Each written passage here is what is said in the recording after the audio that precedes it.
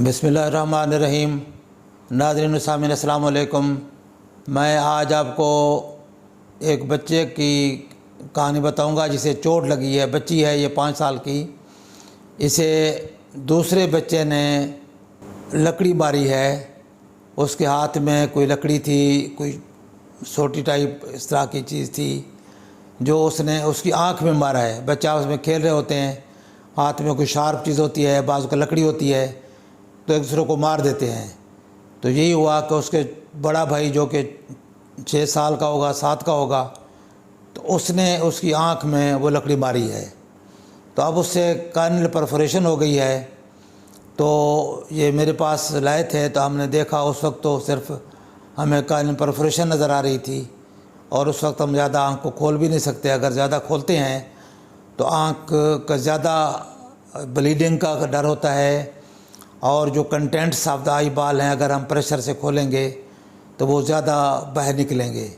और यही हिदायत आपको है कि अगर चोट आँख को लग चुकी हो और अंदेशा हो कि आँख में चोट गहरी है या आँख फट चुकी है, तो उसको ज़ोर से नहीं खोलना, उसको बैंडेज करके डॉक्टर के पास भेजना है। तो जब उसको देखा गया तो कार्नियल परफोरेशन थी और इसलिए उसको ज़्यादा नहीं खोला हमने। तो उसको एडवाइस किया गया कि इसकी कार्नियल रिपेयर होगी।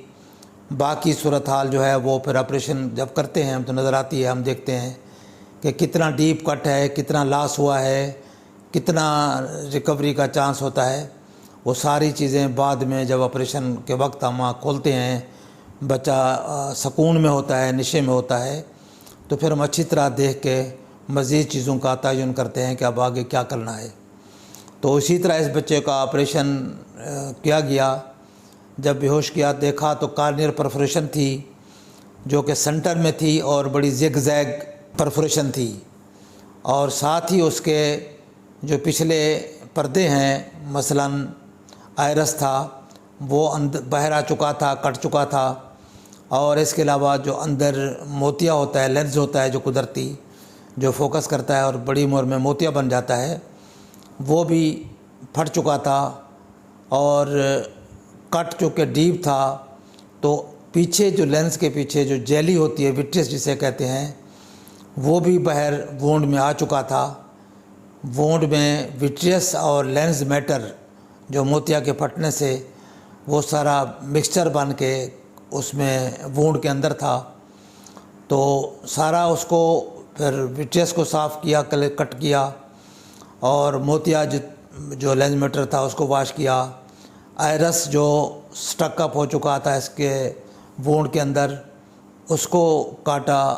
वुंड को साफ़ करने के बाद उसमें ब्लड था एंटीरियर चैम्बर में, यानी कार्निया के पीछे और आयरस के दरमियान, जो कि मेम्ब्रेन्स बन चुकी थी, उनको साफ़ किया।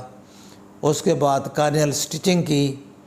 स्टिचिंग के बाद फिर एंटीरियर चैम्बर फार्म करके, यानी एंटीरियर चैम्बर को बनाना होता है कार्निया और आयरस के दरमियान, सेलाइन के साथ या एयर देकर हम उसको सेपरेट करते हैं ताकि आपस में ना जुड़ जाएं दोबारा। तो उनको इसी तरह सेपरेट किया एयर इंजेक्ट करके। तो इस तरीके से आँख को सेव किया। अब इस सूरत में आँख का साइज़ नंबर 1 एक तो बच सकता है।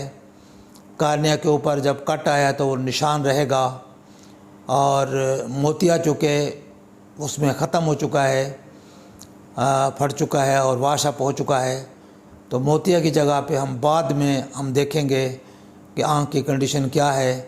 अगर आँख बेहतर रहती है, इसकी साख्त, इसकी प्रेशर मेंटेन रहता है और सॉफ्ट नहीं हो जाती और इन्फेक्शन भी अल्लाह करे नहीं होती, तो फिर उस सूरत में हम बाद में इसके अंदर हो सकता है कि लेंस वगैरह डाल दें और इसको मज़ीद जो है नज़र की बहाली की तरफ हम जाएं। तो पहली स्टेज पर यही कुछ मुमकिन था जो हमने मतलब पॉसिबली कर दिया और उसको रिपेयर कर दी। अब नेक्स्ट स्टेज में फिर उसको हम देखेंगे कि अभी तो इन्फेक्शन ना हो, एंटीबायोटिक वगैरह शुरू कर दिए हैं, इंजेक्टेबल भी और टॉपिकल भी। और इसके बाद हम देखेंगे कि ये अल्लाह करे ये हमारी ये जो रिपेयर है ये कामयाब हो जाती है, आँख का साइज़ बढ़ जाता है और नज़र पीछे कोई बच जाती है, तो उसके बाद हम इसका भी स्कैन वगैरह कर लेंगे बाद में تاکہ پردے کی کنڈیشن دیکھ کر کے پردے کی کیا کنڈیشن ہے اس کے مطابق اگر اللہ کرے پاسبل ہوا تو پھر اس میں لینز امپلانٹ بھی ہو سکتا ہے، لیکن اس سٹیج پر یہ پاسبل نہیں تھی ساری چیزیں۔ اس وقت یہ ایڈوائزیبل تھا کہ لینز اس کی کارنیا کے ریپیئر کر کے آنکھ کی ساخت کو بچایا جائے۔ تو آپ سے گزارش یہ ہے کہ بچوں میں کوئی شارپ آبجیکٹ نہ دیں، بچے آپس میں کھیلیں تو کسی شارپ چیز کے ساتھ نہ کھیلیں، لکڑیاں ہوں ان کے ہاتھ میں ہوں تو ان کو نگرانی رکھیں کہ آپس میں لکڑیوں کے ساتھ کھیل رہے ہیں تو ان کو منع کریں، ان پہ نظر رکھیں۔ اور اگر کوئی شارپ چیز ہے، ایون پینسل بھی چھوٹے بچے کے ہاتھ میں ہے تو اس کا خیال کریں کہ وہ کہیں آنکھ کی طرف منہ کی طرف تو نہیں لے جا رہا۔ اسی طرح بعض اوقات کوئی چاقو چھری یا اس طرح کی ایون کانٹا ہاتھ میں ہوتا ہے بچوں کے، تو اس پہ آپ نے کو نظر رکھنی ہوتی ہے کہ وہ خدا نخواستہ کہیں وہ کسی اپنی آنکھ میں یا دوسری آنکھ میں نہ کوئی شارپ آبجیکٹ مار دے۔ تو اور اگر خدا نخواستہ ایسی کوئی کنڈیشن ہوتی ہے تو فوری اپنے ڈاکٹر کو دکھائیں تاکہ وہ اس کے مطابق اس کنڈیشن کے مطابق اس کا علاج کرے۔ اگر سپرفیشل لیبرین وغیرہ ہے تو وہ تو دوائی کے ساتھ اور پیڈ بینڈیج کے ساتھ وہ ٹھیک ہو جاتا ہے۔